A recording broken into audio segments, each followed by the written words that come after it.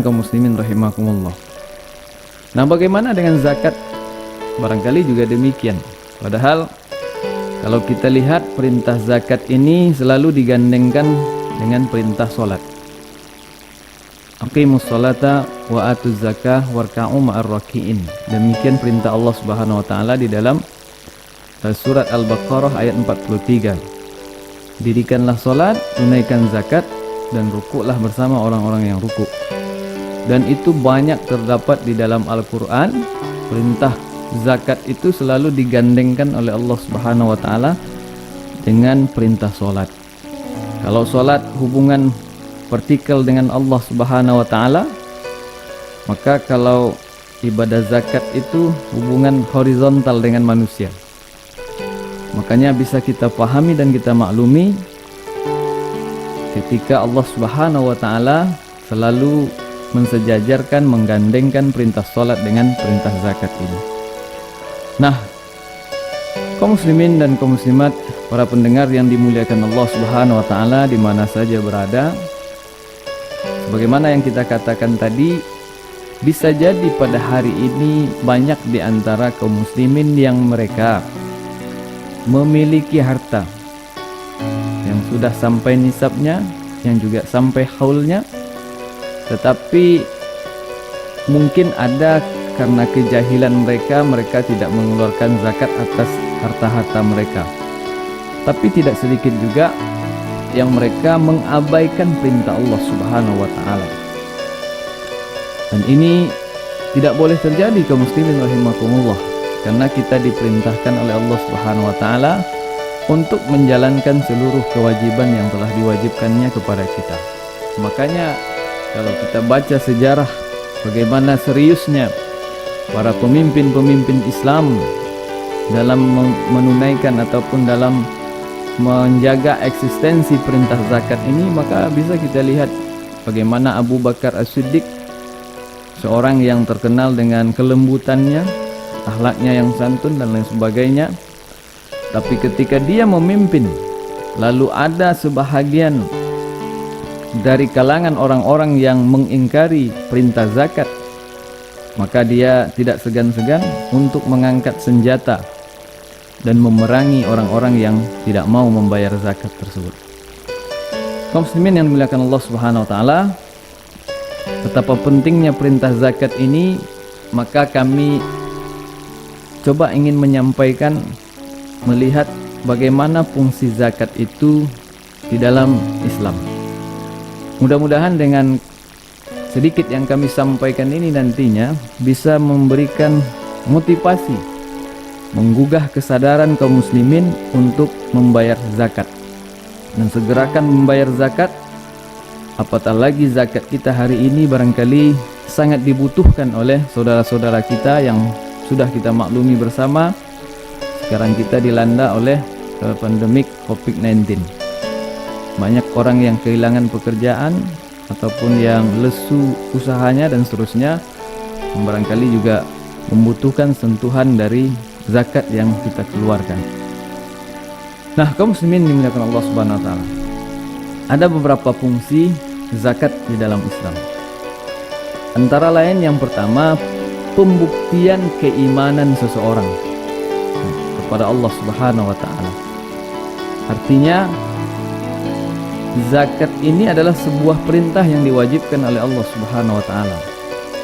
Ketika seseorang mengeluarkan zakatnya, berarti dia sedang mengaktualisasikan keimanannya kepada Allah Subhanahu wa taala. Sama halnya dengan sholat. Bagaimana mengatakan seseorang itu orang yang beriman kalau dia tidak mau melaksanakan perintah sholat? Nah, begitu juga dengan halnya zakat. Bagaimana seseorang itu dikatakan betul-betul memiliki keimanan yang baik, yang sempurna, ketika dia diperintahkan untuk membayar zakat tapi dia enggan untuk melakukannya?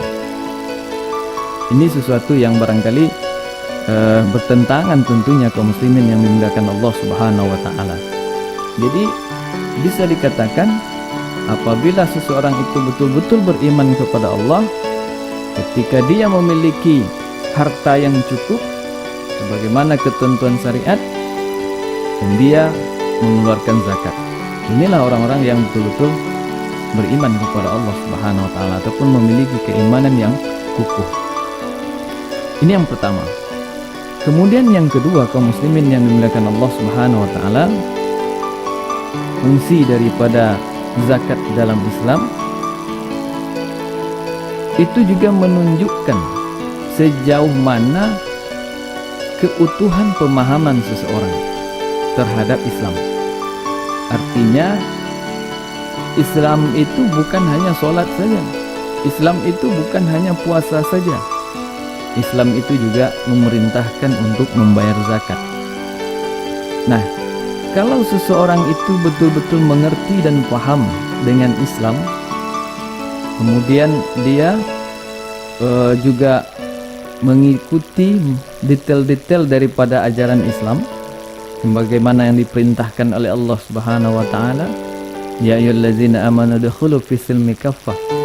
Allah Subhanahu wa taala memerintahkan untuk berislam secara sempurna, secara totalitas. Nah, zakat adalah sebagai salah satu ajaran daripada Islam. Apabila seseorang enggan untuk menunaikan zakat, berarti pemahamannya tidak utuh tentang agama Islam. Inilah yang perlu barangkali untuk selalu diperbaiki dan diperingatkan. Kemudian selanjutnya kaum muslimin, para pendengar Radio Suara Kampar, pemirsa Markas TV dan juga pendengar radio Markas mana saja berada yang dimuliakan Allah Subhanahu wa taala. Yang ketiga, fungsi zakat di dalam pandangan Islam yang ketiga adalah untuk menunjukkan bagaimana sejauh mana kesyukuran seseorang kepada Allah Subhanahu wa taala atas harta yang diberikan oleh Allah Subhanahu wa taala kepadanya. Karena kaum muslimin rahimakumullah, bagaimanapun hebatnya kita, bagaimanapun pintarnya kita, bagaimanapun uletnya kita berusaha, itu semua tidak lepas dari karunia Allah Subhanahu wa taala, pemberian Allah Subhanahu wa taala. Karena Allah Ar-Razzaq, Allah yang memberikan rezeki, yang Allah pemberi rezeki. Artinya apa-apa yang dimiliki oleh seseorang itu, ya, itu murni semuanya datangnya dari Allah Subhanahu wa taala. Wa ma bikum min ni'matin fa min Allah. Dan apa saja nikmat yang ada pada dirimu, kata Allah Subhanahu wa taala, semuanya dari Allah Subhanahu wa taala, termasuk harta. Maka untuk itu kita harus pandai mensyukuri nikmat Allah berupa harta ini dalam bentuk menunaikan zakat. Karena terkait hal ini kaum muslimin yang dimuliakan Allah Subhanahu wa taala, Allah mengancam, la in syakartum la azidannakum wa la in kafartum inna azabi lasyadid. Kalau kita pandai bersyukur atas pemberian-pemberian nikmat yang Allah berikan kepada kita, maka Allah akan tambah. Namun sebaliknya, apabila nikmat-nikmat Allah yang Allah berikan tidak kita syukuri, termasuk harta, nikmat harta yang Allah berikan tidak kita syukuri dalam bentuk membayar zakat, maka Allah akan bisa saja mencabut, mengambil harta itu ataupun mencabut keberkahannya. Barangkali kita masih ingat tentang kisah Qarun misalnya, ataupun orang-orang yang Allah hinakan ketika mereka memiliki harta tapi tidak mensyukuri Allah Subhanahu wa taala dengan menunaikan kewajiban-kewajiban atas harta yang mereka miliki. Berikutnya yang keempat, fungsi zakat kaum muslimin rahimakumullah adalah dalam rangka untuk mensucikan jiwa dan menambah keberkahan harta. Sebagaimana firman Allah Subhanahu wa taala, "Khudz min amwalihim shadaqatan tutahhiruhum wa tuzakkihim biha wa shalli 'alaihim inna salataka sakanun lahum." Apa kata Allah Subhanahu wa taala? Ambillah zakat dari sebahagian harta mereka. Dengan zakat itu kamu mampu membersihkan dan menyucikan mereka, dan doakanlah mereka. Sesungguhnya doa kamu itu menjadi ketentraman jiwa bagi mereka, dan Allah Maha mendengar lagi Maha mengetahui. Artinya kaum muslimin rahimakumullah, sangat tegas Allah melalui ayat ini harta-harta yang Allah perintahkan Nabi untuk mengambilnya itu, ya, itu dalam rangka untuk membersihkan, ya, membersihkan jiwa seseorang. Dan kemudian Allah juga memerintahkan ketika diberikan orang yang menerima untuk mendoakan. Dengan doa-doa tersebut kaum muslimin rahimakumullah akan menjadi pintu keberkahan bagi orang-orang yang memiliki harta. Ketika orang mendoakan agar dia selalu diberi harta yang banyak dan diberkahi oleh Allah Subhanahu wa taala. Jadi kalau kita lihat, manfaatnya juga akan kembali kepada kita. Satu sisi untuk membersihkan jiwa kita, di sisi yang lain juga untuk membersihkan harta yang kita miliki. Di dalam hadis terkait tentang bagaimana fungsi dalam hal ini kaum muslimin rahimakumullah, fungsi zakat, Rasulullah sallallahu alaihi wasallam menyampaikan, "Was-shadaqatu tutfi'ul khati'ata kama yutfi'u ma'un nar." Apa kata Rasulullah sallallahu alaihi wasallam? Sedekah itu bisa memadamkan kesalahan. Jadi tadi membersihkan, menyucikan jiwa seorang. Karena siapa di antara manusia yang tidak memiliki kesalahan? Maka kata Rasulullah sallallahu alaihi wasallam, dia sedekah itu, dalam hal ini zakat kita maksudkan, bisa memadamkan kesalahan. Sebagaimana kata Rasulullah sallallahu alaihi wasallam, air memadamkan api. Sangat ini perumpamaan yang sangat mengena sekali kaum muslimin. Ketika ada api yang sedang berkobar, ya, kemudian disirami air, segera mungkin dia akan padam. Apabila seorang memiliki kesalahan, dia banyak bersedekah, dia banyak mengeluarkan hartanya untuk jalan Allah Subhanahu wa taala, maka dengan itu Allah akan memadamkan kesalahan-kesalahan, menghapus, ya, dosa-dosa yang dia miliki. Berikutnya yang kelima, manfaat ataupun fungsi zakat. Para pendengar yang dimuliakan Allah Subhanahu wa taala dan juga pemirsa TV, Berkas TV, yang kelima adalah menghilangkan sifat bakhil. Karena sifat bakhil ini kalau tidak dididik untuk menghilangkannya kaum muslimin rahimakumullah, ini sangat berbahaya, ya. Karena sifat kikir ini adalah sifat yang menghancurkan orang-orang sebelum kita. Artinya kikir itu sangat identik dengan ketiadaan iman ataupun kekufuran.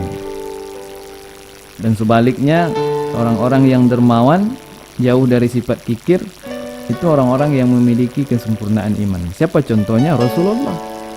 Rasulullah adalah orang yang paling sempurna imannya. Nah, lalu mari kita lihat bagaimana beliau di dalam berinfak, bersedekah.